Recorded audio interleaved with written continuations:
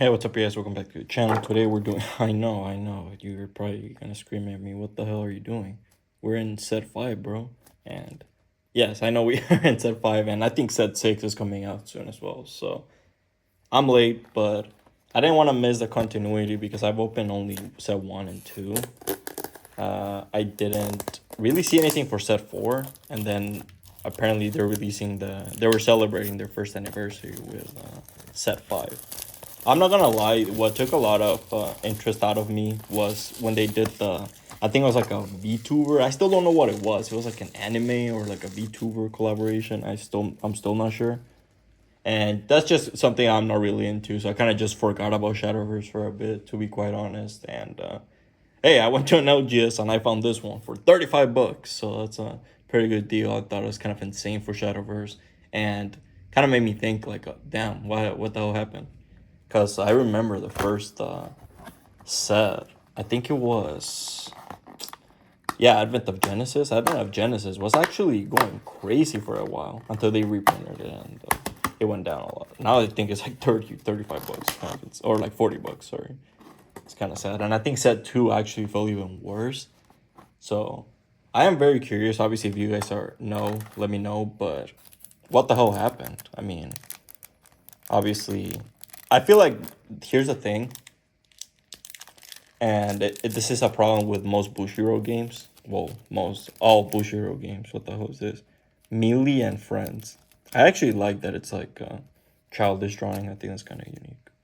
But anyways, it reminds me Pokemon did something like that. But anyways, the Bushiro problem. What the hell are you talking about? What I mean is that in Bushiro games, Wise, Vanguard, Shadowverse, they make it so that you're essentially gambling on getting those per case hits rather than your triple rares in Car 5 Vanguard or your legendaries in Shadowverse or your what's it called? I think in White Shorts they're also triple rares, right? So yeah, like those cards aren't really gonna be worth as much because you're gambling on getting those double frame rares, those insane SP cards, whatever I don't know. I actually don't know what the higher rarity are in this one. I think the highest I've gotten in this is the. Oh no, I did get the non-leader, so I guess that's one. It didn't have a rarity, so I don't know what that would be. But you're gambling on those per case hits. This is what I'm talking about. So it makes it so worth opening boxes is not really that fun of an experience unless you're getting a case, right? And guess what? Most people aren't really gonna be able to afford that or justify that, really. Even if they can't afford it, they're not really gonna be able to justify, hey, let me just every release buy a case. Most people aren't stores, right? So it does dampen the excitement of every new set when you're like, well, hopefully I get something. And if you don't, a lot of times, you're not really getting anything. At least in Shadowverse is not as bad. Obviously, in the worst case of that is Wise, where since it's such a collector heavy game, you're really just going for those, or you might as well not open, pretty much. Versus in this one, you're still getting somewhat, cool stuff. So I think that's probably what the issue is. Just that a lot of time Bushiro boxes don't really feel that they're worth, or you really can't justify opening unless you're getting either a bunch from a reliable source. First of all, that's another issue. The whole per case hits. If a store gets them, then they can sell the boxes, right? So you have to trust the person you're getting it from, and you have to get quite a few if you want to get those substantial hits. And even then, you might not get them. That's what I feel like is dampening a lot. Hey, nice, we got that evolve. Too cool. Have we not gotten a legendary? Yeah, I have not gotten a legendary. Hey, we're saving the excitement for the last. But you know what? Hey, that's what I think. Obviously, in my opinion, actually, I don't want to be too negative. Obviously, hey, we haven't opened Shadowverse in a minute. I'm not gonna go in a whole Bushiroad game discussion. I probably could do that, and hell, that's a pretty interesting YouTube topic actually. But I won't here. Don't worry about it. This won't be a negative rant. And in my opinion, actually, what Bushiro did for Vanguard in the recent sets, DC sets, has actually been kind of nice, where they've added new rarities, where they help you justify buying those boxes more. Those silver rares, because they added this like new rarities, it's like silver rares, and technically you can get like an extra triple rare or two, right? So it is pretty nice, and they also added like the EX triple rares and over double rare, and a bunch of new rarities, right? So they're just trying to make it worth more your while to open those boxes. And I think that's pretty smart.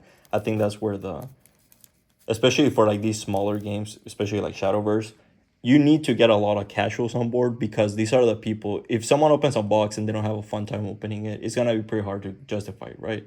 To get those people back, especially if the prices, like set 1 and 2. I don't think these next couple sets actually collapsed as bad, but if the sets aren't doing as well, then a lot of people aren't gonna be incentivized. So if the box opening experience isn't the best, then it's not great. But so I think if they add some of those changes, if they're willing to add like more hits, new rarities, something like Vanguard did, then I think that would help out a lot, right? Hey, let's go. We're starting off with our legendaries. Let's fucking go. We got Alice, nice. So I'm guessing this must be from Alice and Wonderland. I really was about to say Alice and Borderland. Jesus Christ. No, Alice in Wonderland. So it must be inspired by that. Nice. She got that bunny ear. She got that dark alleys. But yeah, very excited to return to Shadowverse. Obviously, now that we're out of the doom and gloom, obviously something I think is worth acknowledging, especially for the first two sets. Again, those are the main ones that I open, and this one I got for $35. So I can't imagine it's great, right? But I did check the newest one, and I think they're like 50, set 4 and 5. So hey, it's not as bad, right? So I don't want to be as negative. So hey, how about we focus on actual art of this and the actual Shadowverse part of this, instead of making it a whole Bushiroad. What the hell? Humpty Dumpty? What the fuck? Instead of making it a whole Bushiroad video. Very excited about this. Honestly, yeah, I kind of miss Shadowverse. I can't believe I forgot about it. I did see a picture of set 5. That's why I got reminded of it. I think it was like this dude in the cover or in the Facebook. They were promoting it because I do follow the page. And it was like this dude that looks like, I don't know if you guys watch JoJo, but this dude, I swear, he looked like fucking Poochie. Like Father Poochie, the villain from part 6. He was just like this. He has like white hair. I don't know his name or anything, but I literally just call him Poochie. What the hell, Cinderella? So this is inspired in like fables. That's pretty cool. It was so funny, dude. I could have sworn it was the craziest thing. I was like, what?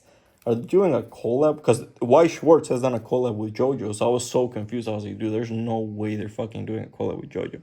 And it wasn't. It's their own character, relax. I think he has like a sword too, so obviously it's not Poochie, but dude, he looks so much like Poochie. It's hilarious. He has the same hair and everything.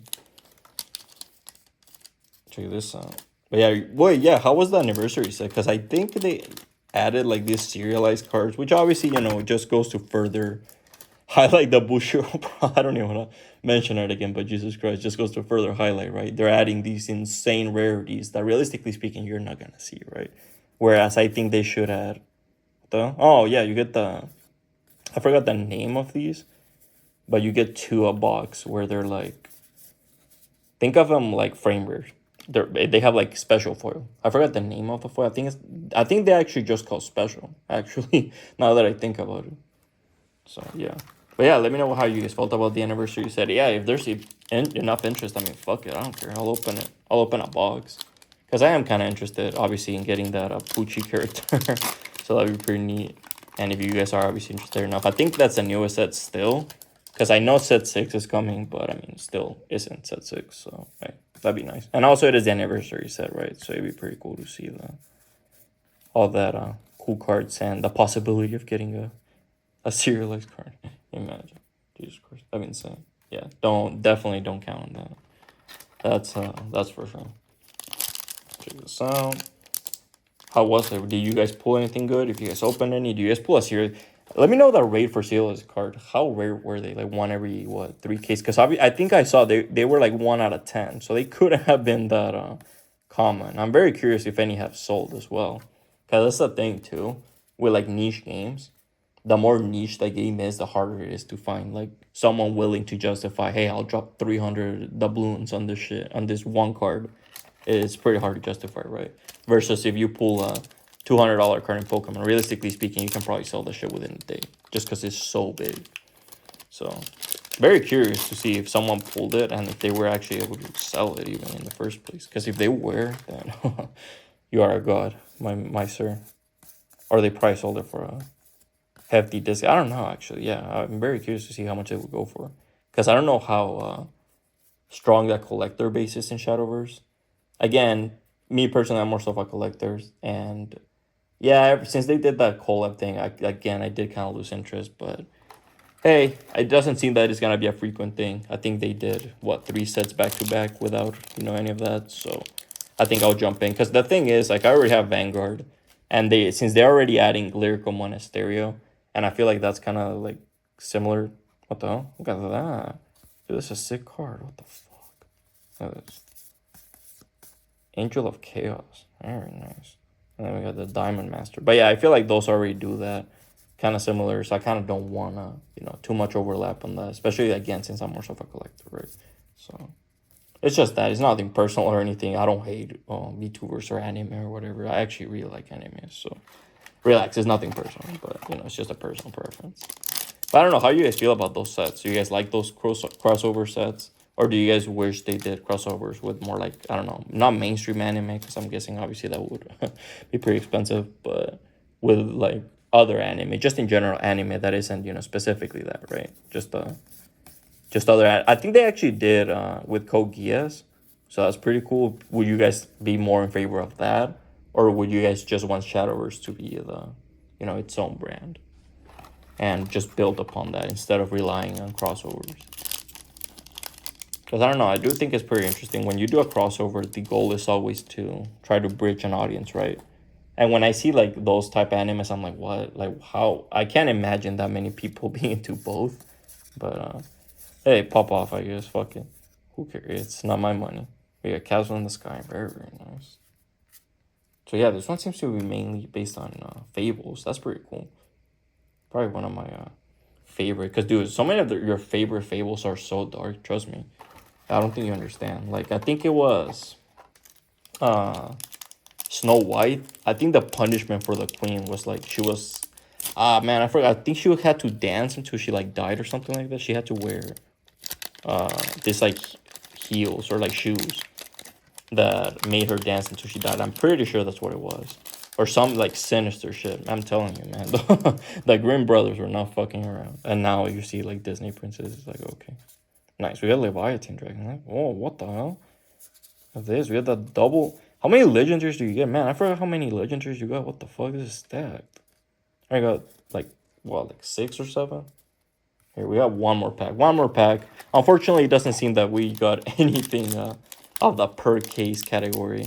So that's what I'm talking about, But hey, it's gonna happen. You're not always gonna win. You can't be expecting that, right? That's kind of dumb.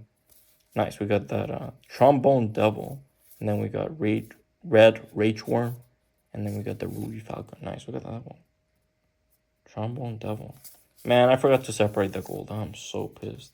I think I only started doing it towards the final packs. Well, RIP here. Let me do my top 5. Yeah, let me know how you guys start feeling about it. Obviously, I didn't want to focus too much on the cards itself because obviously this is an old ass set, so I don't know if you guys care that much. I kind of just want to talk about Shadowverse more so overall and how you guys are feeling about it and all that good shit, right? But obviously, if you guys want to talk about the set, I don't even know if it's meta anymore. I don't even know if it has any cards that are meta anymore. Again, this is 2, almost 3 sets old. So I can't imagine this is going to do too well, either view-wise or the cards are going to be too good. So, hey, I'm tempering my expectations, but we're rocking here. Some pretty cool stuff, though. We did get some pretty cool... not all our fables, it seems like, obviously, right? We got the Laevateinn dragon. Obviously, that's not a fable. But a lot of them are. So that's pretty damn cool. I actually wonder if that's like an archetype. That'd be pretty cool. Because obviously, I think every single one of those fables is public. It's a public IP right now, right? They're so old. I think anyone can do them. Shit, they could do a Winnie Pooh card, couldn't they? Technically, now that he's... what's it called? In the public domain. I mean, they did that crazy ass horror movie with Winnie Pooh. I think it was like Blood and Guts or like Blood and Honey. Dude, if you didn't watch the movie, don't watch it. Straight up, don't watch it. I mean, you know what? If you like horror movies and you like cheesy horror movies, then maybe you'll enjoy it. But just my opinion, it's not really great, is it? If you watched it, yeah, it's just one of those movies that where okay, we're good. Don't worry about it. I'm not just gonna ramble on about this. Okay, we're good. It's just one of those movies where they is what I like to call a cheap when there's something outrageous, like everyone just like, oh, all names a group of people should die, And it's like obviously they're just saying it to be outrageous. I feel like that's kind of the same concept with those kind of movies where they just turn your childhood I don't know, in this case, obviously Winnie Pooh, and they turn him into a killer. It's like, wow. Like, they don't do anything special with it. They don't do anything even relevant, really, to the story too much with it. They just make him into, like, a serial killer. So, it's nothing too special. I haven't seen the sequel, so maybe it could be better, but I watched the first one, and I wasn't impressed, to say the least. But, anyways, sorry for the little divergence. We're doing Angel of Chaos #1. I just think it's pretty cool. I know you probably expect. Wait, what the hell? Oh, yeah, never mind. I put him on #3. So you probably were expecting Leviathan Dragon because I think I talked him up a little more. But honestly, I just really like this one. I love the whole angel devil thing that this has going on. I mean, obviously, it's Angel of Chaos, right? Yin Yang, the whole concept. It is pretty cool. She has like a dark and light side. I think it's very, very coolly represented. And I love the ring behind her. I think it's pretty cool too. Then we have Dark Alice, obviously representing the whole Fable thing. I had to choose one, and this one's my favorite. Obviously, Alice from Alice in Wonderland. You already know, right? And we have Leviathan Dragon. Hey, it's the box man. Dude, I literally never fail in, I think most games, I never fail to pull the fucking box art. I swear, always. I don't care what rarity it is. I almost always pull it in the first box, too. It's crazy. We're pulling out here. Then we have Valiant. Wait, hold up. What? We got Valiant Fencer. Not evolved specifically. This is the evolved version. Again, I didn't get any super legendaries or anything. Again, super legendaries, in my opinion, are really, well, from what I've seen at least, and from what I've sold, aren't really worth a lot. So it's nothing that special. I think the only ones that are really that special that you're like really gonna flip out for at this point are gonna be the ultimate ones, and then the non-rarity ones, right? Like the one I pulled, I think it was like Luna. So like those type of cards. So those are the ones that you're really gonna, you know, flip out for, and those are gonna be the big money cards. And even then, not all of them, right? So just letting you know. If you get a super legendary, yeah. Obviously, it depends. Obviously, if it is the better one, like for example, in Reign of Bahamut, I got a super legendary Dark Angel Olivia, which obviously is, I think, the best legendary. So obviously, in those cases, yeah, it is a lot, but you have to. It is only like one out of all of them, right? So just temper your expectations with those, right? But all right, hopefully you guys enjoyed it. I did want to do this little catch up. I was gonna do just a random discussion and just open like a Digimon box again, but I definitely wanted to do it with a appropriate box this time, not like Battle Spirit Saga. I kind of just did an update video with a Digimon box. Like I actually want to do it with a Shadowverse box. So hopefully you guys enjoyed it. Hopefully the game is doing well in wherever you live. Let me know how it is doing. I'm very curious always with these newer games. Is it performing well? Do you guys have a consistent group? Do you guys struggle? I mean, all the stories, right? It's not always gonna be positive. It's not always gonna be negative either. So you know you don't have to be so pessimistic about it. So let me know. Please like, comment, subscribe.